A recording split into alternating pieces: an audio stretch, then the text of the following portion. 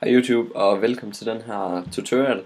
Det er en ny serie, som jeg starter op på, fordi at der er rigtig mange, der har spurgt mig, om jeg ikke kan lave en nem tutorial på, hvordan man laver en intro til sig selv. Fordi jeg har jo selvfølgelig ikke tid til at lave introer til alle. Så nu vil jeg vise jer, hvordan I selv kan lave en. Det er en helt normal, simpel intro, den her. Alt hvad I skal bruge for at kunne lave den her intro er Cinema 4D og After Effects. Det bruger jeg i hvert fald. Først går I ind under Render Settings og sætter dem til 1280 og 720. Så går I out, eller i Save. Skriver hvor I vil gemme den. Kalder den et eller andet. Så tager I den tredje nederste. Ved mig hedder den QuickTime Movie, fordi jeg er Mac. Jeg ved faktisk ikke lige, hvad den hedder ved jer, som er Windows. Så tager I Anti-Aliasing og sætter den på Best og Animation. Så starter vi ud med at lave et floor. Og så laver vi endnu et floor. Ej, det var ikke. Der går vi ned i Rotation. Sætter den på 90p. Så bliver den roteret 90 grader, det vil sige den er lodret. Så tager vi og laver en tekst under MoGraph, MoText. Den kalder vi lige Awesome. Skal vi have en skrifttype. Jeg plejer at bruge den her, der hedder Bebas. Den kan I finde på nettet, sammen med en masse andre skrifttyper. Så er der mange, der godt kan lide at lave sådan en motherfucker fed skriftmursten her. Det synes jeg bare, der ser alt for urealistisk ud, så jeg plejer at bruge den på 70. Det er selvfølgelig smag og behag, og hvad man nu selv vil. Så når vi har den, så kan vi gå ind under Caps, og så start, der tager I en Fillet Cap, sætter den på 3. Så tager vi her en Fillet Cap mere, sætter den på 3. Kan I gå herind, så plejer jeg at tage den, eller ikke plejer, men One Step, den plejer så fed ud. Det giver sådan en lille ekstra kant ud, som jeg så forklarer senere, hvad det er. Så tager jeg og kopierer den her ved at trykke Ctrl C og så Ctrl V. Så bliver den kopieret ligesom ens lektier. Så skriver vi tutorial i den her. Yes. Og vi kunne lave sådan, at tutorial det står her. Så kan vi rykke op på Awesome og så sætte den over. Bum. Du kan også se, at teksten går ind under her, så det skal vi lige have få justeret, så det passer med.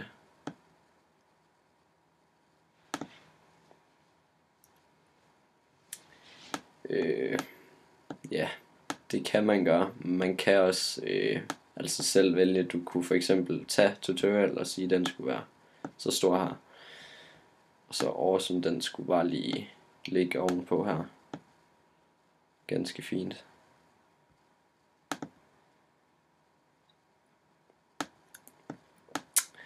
Det vi så gør, det er, at det ser jo lidt kedeligt ud, at det ikke har nogen farver. Så lad os lave nogle farver. Først så siger jeg Create New Material. Går ind under farver. Vælger den farve I vil have. Jeg tror jeg tager en hvid til gulvet. Så giver jeg en lidt reflection. Sæt den på omkring 20-30. Det bestemmer I helt selv. Det er også igen smag og behag. Så plejer jeg at tage den på Freshen under Texture. Og så sætte den ned på en 21. Der omkring 20-30 igen. Det bestemmer man selv. Sætter jeg dem på floorene. Og så begynder det ellers at se godt ud. Så spejler det så lidt. Det er det reflection det gør. Så tager I light. Altså et lys. Får det placeret, så det ikke giver sorte kanter. Det ser også fint nok ud det her. Så går I ind under shadow. Og så siger I shadow her. hvis vi starter her, så kan I se, at det der, det ser alt for voldsomt ud. Så skru den gerne ned på en 60. Det bestemmer jeg også selv. Sådan. Det er måske også lige lovligt meget. Så vi tager en 40. Super. Så rykker vi lige det her floor lidt tilbage, så det ikke giver alt for store afspejlinger af skygge.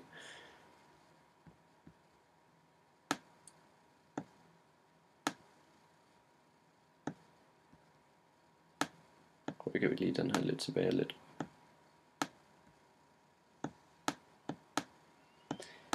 Yes. Det ser godt ud. Så giver teksten noget farve.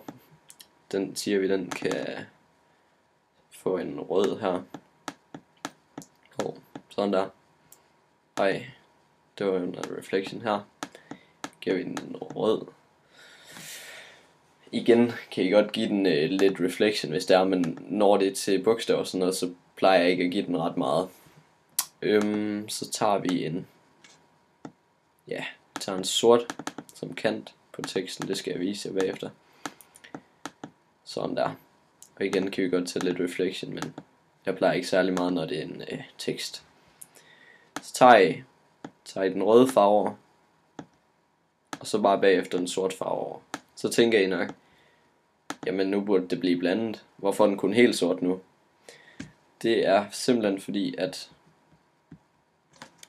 vi skal markere, eller få den til at gøre, så det gør vi ved, at den farve vi skal have ude på yderkanten, det siger vi, det er sort den her gang. Det markerer vi lige begge farver. Går ned i selection, skriver C1. Vup.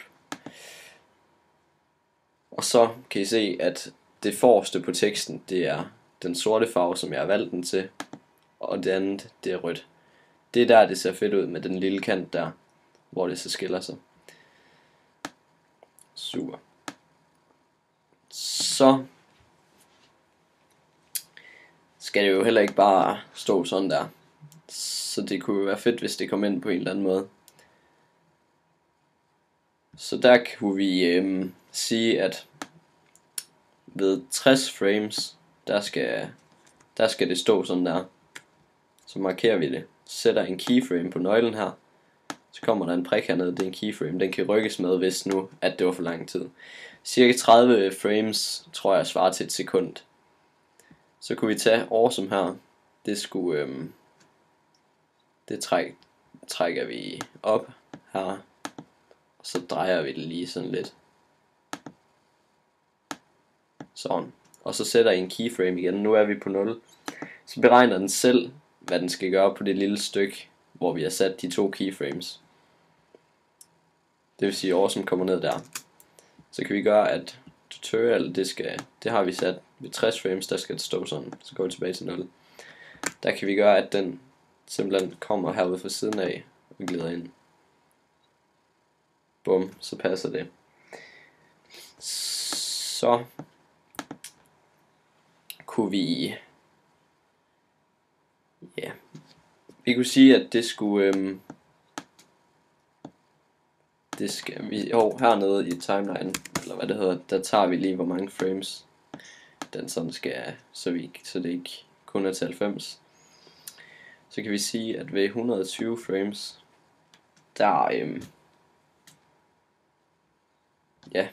der siger vi, at teksten den skal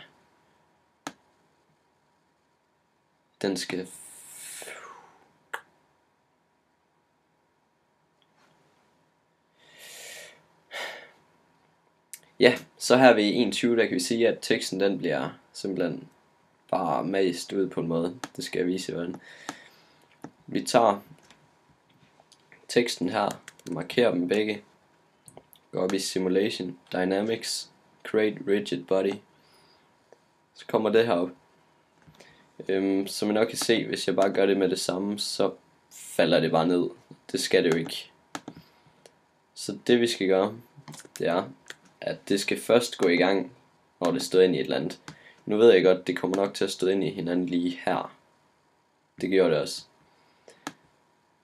Så det vi gør her, det er, at vi lige tager awesome og sletter den her keyframe. Så rykker vi det lidt op. Det er fordi jeg har det her til. Vi sletter lige rigid body igen. Det må helst, fordi hvis det rører hinanden, så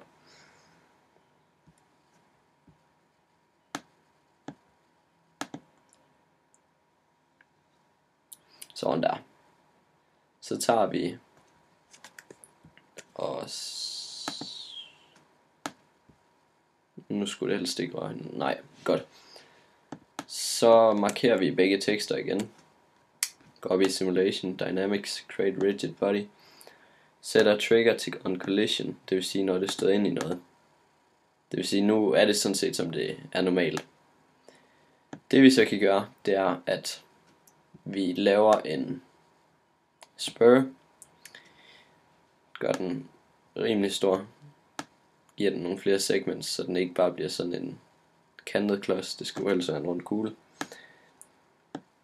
Så tager vi den ned her under, sætter en keyframe ved 100, og ved 120, der skal den være heroppe i teksten.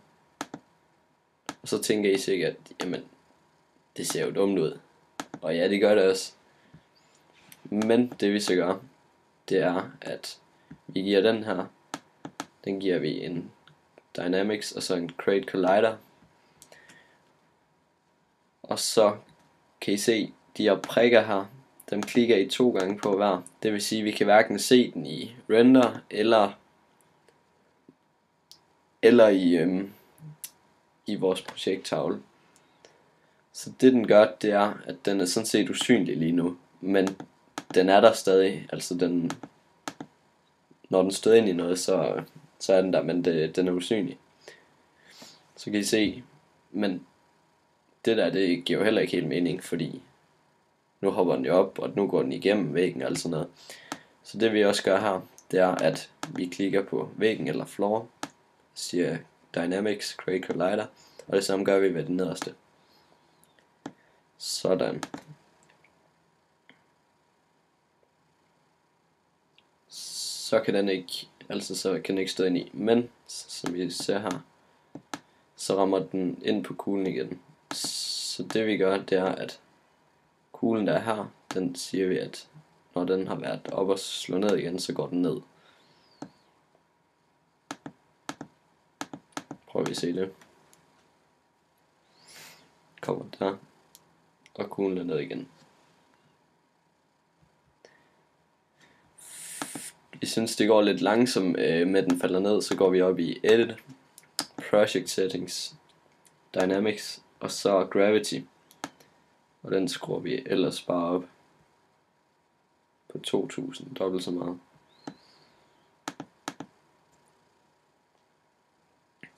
Så det vil sige, at det falder hurtigere ned, som om at, ja. Men vi siger, at de her frames, at den her kugle, den skal, det er lidt sent, den går ud selvom. Så den vil vi gerne flytte med, så går vi herned, markerer de her keyframes, tager dem lidt tilbage, bum, og så kommer det før. I skal derefter gå ind i render settings, som jeg glemte, og så gå ind i output. Så hernede, der starter den fra frame 0 og slutter på frame 200, siger vi. Og så skal jeg ellers bare render det. Sådan. Jeg er snart tilbage. Godt. Yes, så har vi After Effects klar. Så siger vi Composition, New Composition. Den skal stå på HDV/HDTV 720. Den skal, hvad var introen? Den var vel ikke mere end 9 sekunder max. Vi kan bare lige sætte den til 13, så kan vi klippe det sidste af. Går vi ind i import, finder vi den vi lige har lavet. Den kalder jeg vist Bob, den er der. Så trækker vi den her ned, og så renderer vi den lige hurtigt igennem, så vi kan Se en lidt mere smooth.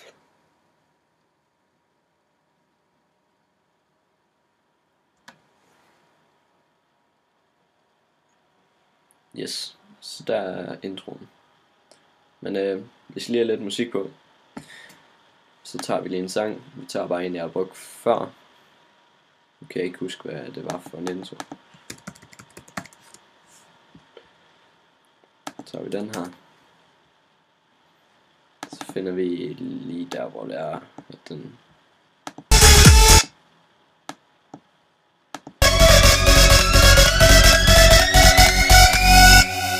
tager herfra til bare, det er lige meget bare sådan et stykke. Det klipper vi fra. Så skal vi lige høre på sangen, hvornår det er.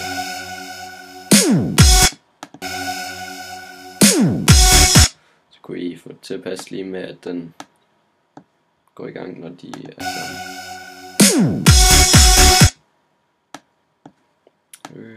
Skal lige se. Godt. Så går vi herned. Audio.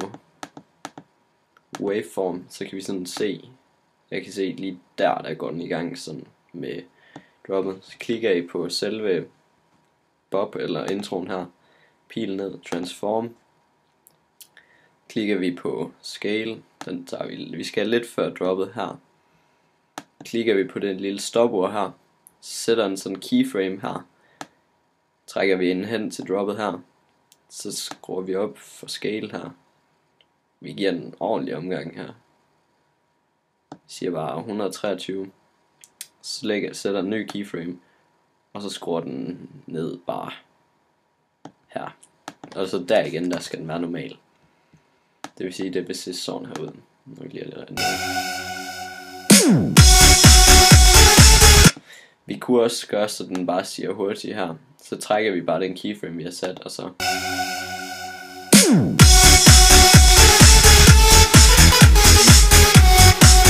Og så kunne vi gøre det, at vi trækker sådan, at den følger hver klapslag, hvis man kan sige sådan. Så hvis lige så... Så nu tror jeg, det her den næste der.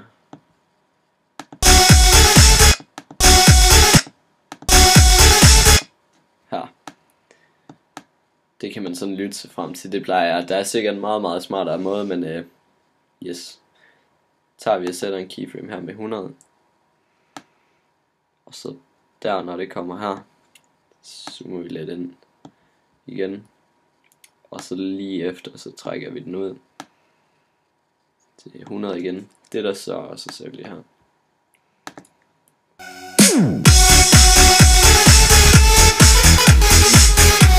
Hov. Det går rimelig langsomt, så derfor trækker vi dem bare lige et par på den her, så ser vi. Så kan man markere de keyframes man har, kopiere dem med normal Ctrl C. Lige se hvornår der ellers er. Så er der jo en her, så kan vi bare sætte den ind her, og så flytte den, så det passer med. Så kunne vi for eksempel slette dem her, så den rent faktisk bare først går i gang der, men det ser ikke lidt. Så tager vi for hver eneste af dem der. Nu skal jeg lige se her. Den skal være der.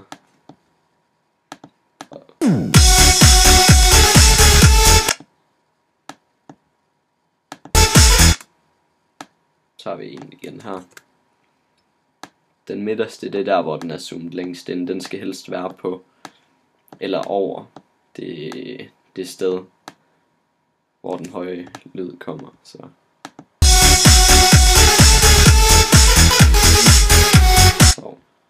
går vi lige, så vi kan følge med den.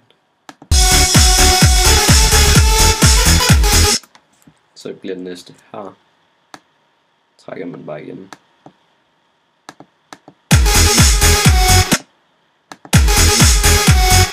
Så kommer der en igen her.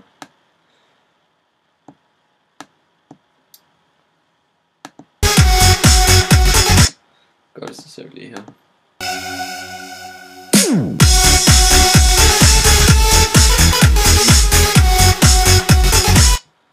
det her, det kan selvfølgelig også gøres i en masse andre programmer, er jeg sikker på. Og det her, det er jo også noget, man selv vælger. Du kunne jo bare, hvis man gerne vil have bare, så der er musik og ingen effekter. Det er selvfølgelig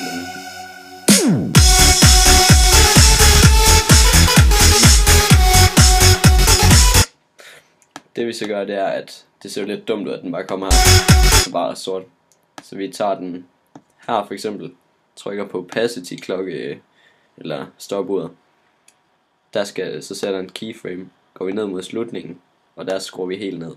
Så der er en ny keyframe. Det vil sige over det lille stykke der fader den ud.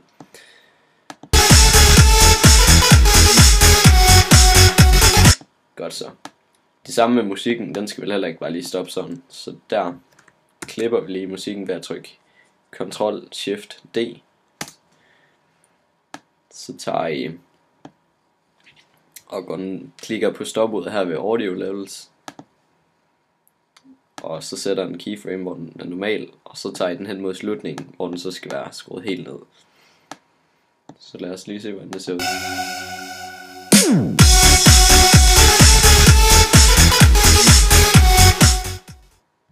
Så laver I en meget nem og simpel intro. Og til at slutte med, så skal den renderes. Der går jeg op i Composition og Add to Render Queue. Tager den på lossless format. Der plejer at tage den på H264. Og så audio output, hvis I vil have lyd med selvfølgelig. Skriver Bob, kalder I hvad I vil. Og så renderer den ellers bare. Og ja, det er sådan I laver en nem tutorial. Nej, det er sådan I laver en nem intro. Ja, håber I kunne bruge den. Og som sagt, please like videoen. Skriv en kommentar med, om det er noget I gider at se, eller om jeg skal stoppe med at uploade det her og bare uploade introer, som jeg plejer. Men ellers så vil der komme nogle nye effekter og nogle nye ting, jeg vil vise i næste episode. Så tak fordi I så med. Vi ses.